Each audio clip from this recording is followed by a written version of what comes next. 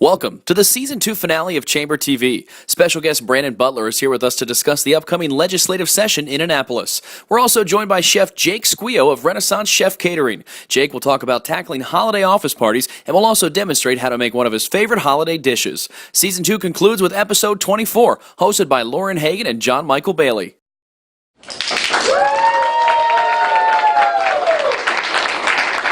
Welcome to episode 24. I'm Lauren Hagan and here with my co-host Jon-Mikel-Bailey. Hello, welcome back. We are here at the Chamber Studio enjoying our Season 2 finale episode. Yes, we are. 2 seasons. 2. If you're watching online, you've already found our YouTube channel, and we're also posting on our Tumblr blog. You can see photos, videos, and more updates at frederickchamber.tv. All right, let's get into some Positively Frederick. Anyone can submit a story about something good that happened to them in Frederick County on the Chamber's community blog. Yep, and this month we're featuring a post that was submitted by the Chamber about the city of Frederick. We all know Frederick is a beautiful place to live, a great place to work, but now it's official. Frederick has been named one of America's prettiest painted places. I just wanted to hear John say prettiest painted places 10 times fast, please. The competition included 200 nominees and only 12 winners. It's conducted by the Paint Quality Institute and sponsored by USA Today, HGTV, the New York Times, and Smart Money. The east side of Frederick, I painted that. Did you? I did that. You're so talented. He's a man of many talents. Get that a lot, thank you. You can read the full story by visiting positivelyfrederick.org. If something good happened to you in Frederick County, write a sentence or snap a picture and send it to us so we can post it on Positively Frederick. And it's time again for our Frederick factoid. Yay! Exciting. Yay. If you like to impress your friends at local networking events with local trivia. First of all, thanks for not making me say sesquicentennial. You're very welcome. We've got a Civil War history factoid this month. 2012 marks the 150th anniversary of General Robert E. Lee's Maryland campaign. And Frederick is full of Civil War history and hosts many events throughout the year. You can check out more on the Tourism Council's website for a calendar with upcoming events such as a Civil War trains exhibit and a Barbara Fritchie in popular culture. That's this month's factoid. If you'd like more information, check out the links online at frederickchamber.tv. And stay tuned for our next special guest, Brandon Butler, who will chat with us about the upcoming legislative session.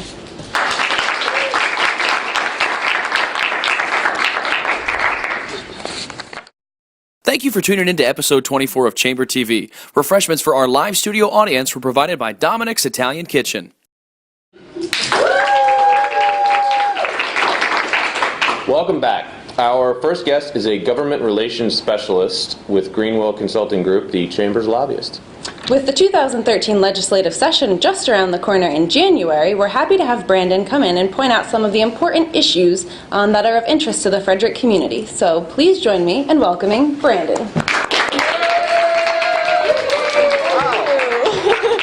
That was surprisingly graceful. I'm impressed. We'll see if we can get the exit as well. All right. Hi, everyone. Smooth operator. Right, Brandon, thanks for joining us. So tell me, why should business owners be conscious of what's going on in Annapolis? Well, just like business owners out there that are worth their weight, they look at their balance sheets, they look at their profit and loss. But here's an actor out there called the Maryland state government that is equally important because every day there are regulations. There is a 90-day session where 2,500 bills get passed. Wow. In a 90-day session. So there are a lot of things that happen for and sometimes against business that occurs in the state of Maryland almost every day. So it's something that business owners really should be paying attention to. It's something that we at Greenwell are very, very proud to bring our clients into the at the table to have these discussions with legislatures, with the executive branch, so that not only are you hearing about what's happening in the state of Maryland, but you are a participant, and that's one of the things we're very proud of partnering with the Chamber. Great. Great, definitely. And what are 3 important issues that could affect Frederick County that will be addressed in this year's session? Well, the big thing is the Maryland state budget. Out of everything in the state of Maryland, there's one bill that is constitutionally mandated, and that's the budget. Yep. We saw that last year. The budget includes things like fee increases, the money that is given to the county for for aid to public education, for many projects, both in the operation side and the capital side. So I think that's something that is worth absolutely looking into. Frederick County is very lucky to have 2 great people that are representing the county. Delegate Galen Claggett and Senator David Brinkley, both on the House and Senate side. They're both budget experts. The other 2 things, it looks like we might be talking the gas tax yet again this year.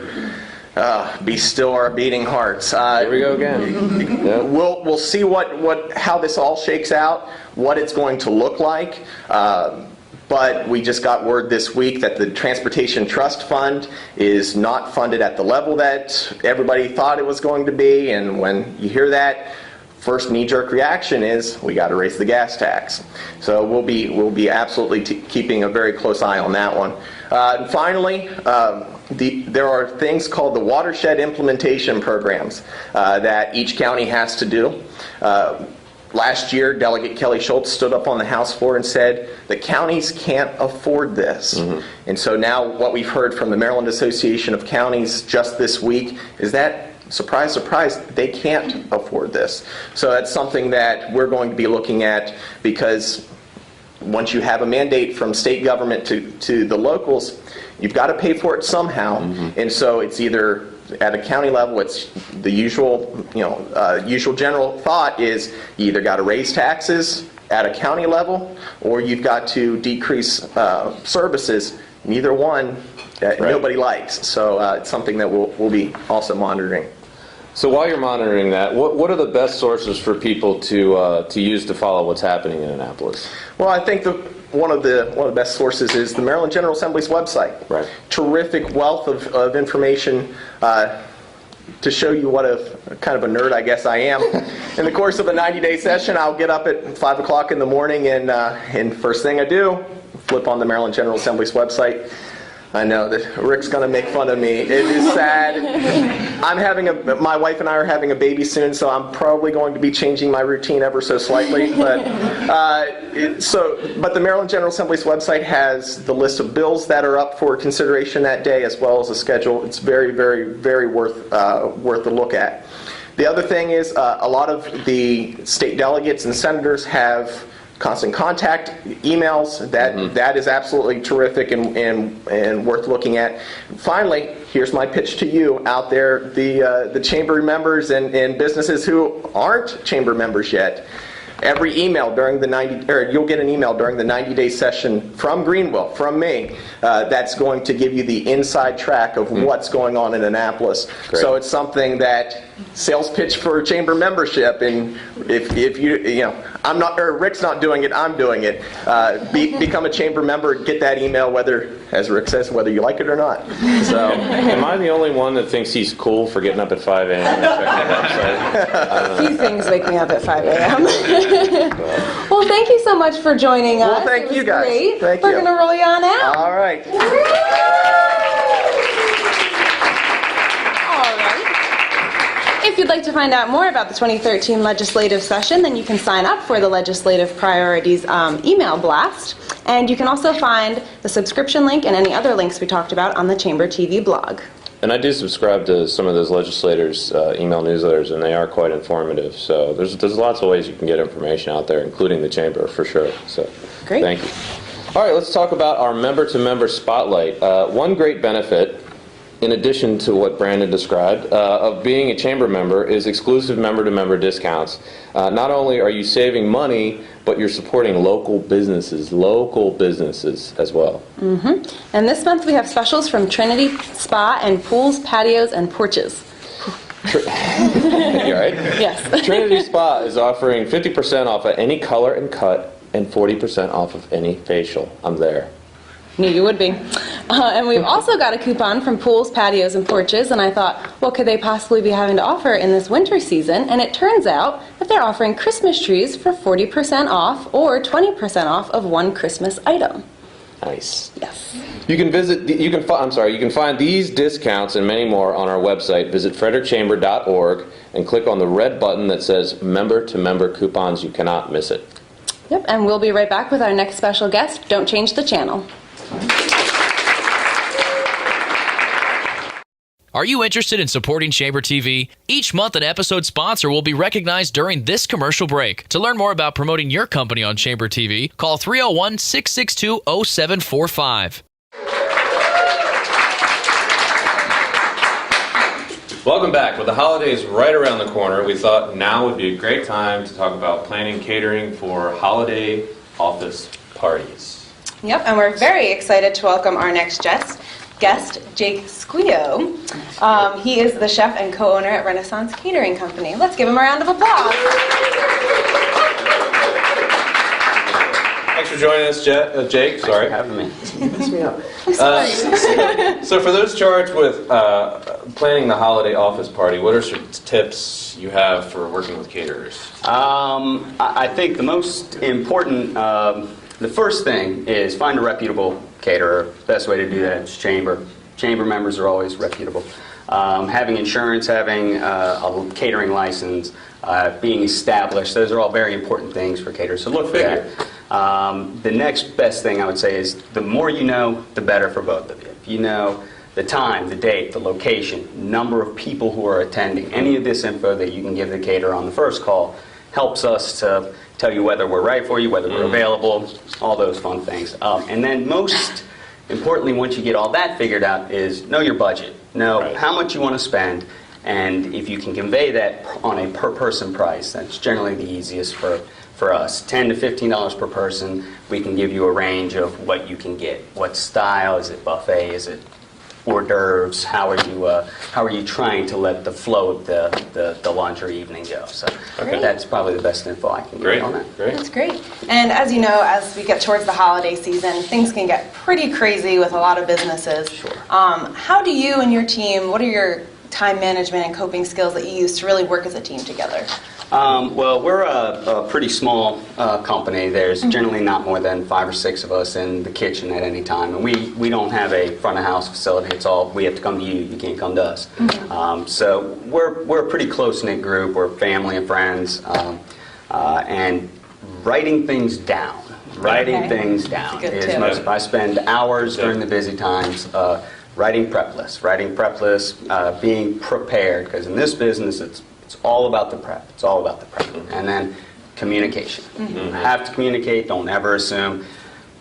Assuming never works in this business. So those are probably the two things that help us go along. Great. Yes, those are great tips. So what do you recommend as a simple and easy to prepare food for like a potluck office party? Well, one of my favorite things to do, it's probably one of the easiest things that we have on our menu, is our fire roasted chorizo stuffed mini sweet bell peppers. Okay, I'll take one. Sounds good. 3. I'll take 3. It's only 3 ingredients, so it's pretty easy. It doesn't take very long to prepare. Great. You want to start with, let's see, here's some chorizo sausage. It's a southwestern sausage. It's kind of spicy. It's really good. These mini sweet bell peppers and some pepper jack, block pepper jack cheese. You want to shred your pepper jack cheese. You want to cook off your sausage like you would ground beef. Chop it up like taco meat. Chop it up real good. And then chill it first. You don't want to mix the 2 ingredients while they're hot, or else the cheese dissolves into the meat. You don't really see the color difference. It's not as pretty. It tends to taste the same, but it's not as pretty. And that Presentation is everything. Everybody knows. Nobody cares what it tastes like. Just make it look pretty. Everybody cares about what it tastes like also. It has to look pretty. So the recipe goes is you start with a pound of sausage. It's going to reduce in weight, but don't worry about that. Start with a pound of sausage and a 1/4 pound of shredded cheese. And you cook off your pound of sausage and you have it here. And then you'll basically take that, put it in a bowl, and then take your cheese and you basically take that, and then it's all cold here, nice and cold, and you put that in the bowl, and then you mix it up, and don't be afraid to squish it together. It kind of helps to blend the ingredients together. Then you take your peppers and you cut them in half, and you want to pull the centers out. Try not to be too rough with them; it'll mess them up. But get the green off. rough with your peppers. Peppers are delicate vegetables. So, and then after you get the seeds and the ribs out, you want to just stuff it. Go ahead, don't be soft with it. You can really. Oh, so now you're gonna get rough. Now you get rough. Pepper. It likes the stuffing in there, nice and tight. So, all right. So after you do that, you get them on a sheet tray. You throw them in the oven, and about the recipe makes about 25 half pieces of peppers. So you throw it in the oven at 400 for about 10-15 minutes, and they come out kind of like that. So, we got a nice little fire roast. Everyone. That's Awesome. it. Easy breezy. That is great. Well, thank you so much for joining us Pleasure. today. For having me. Yeah, absolutely. This all looks delicious. And if anyone is interested in possibly the recipe or some other things we chatted about, it'll all be up on the Chamber TV blog. Thank you very much.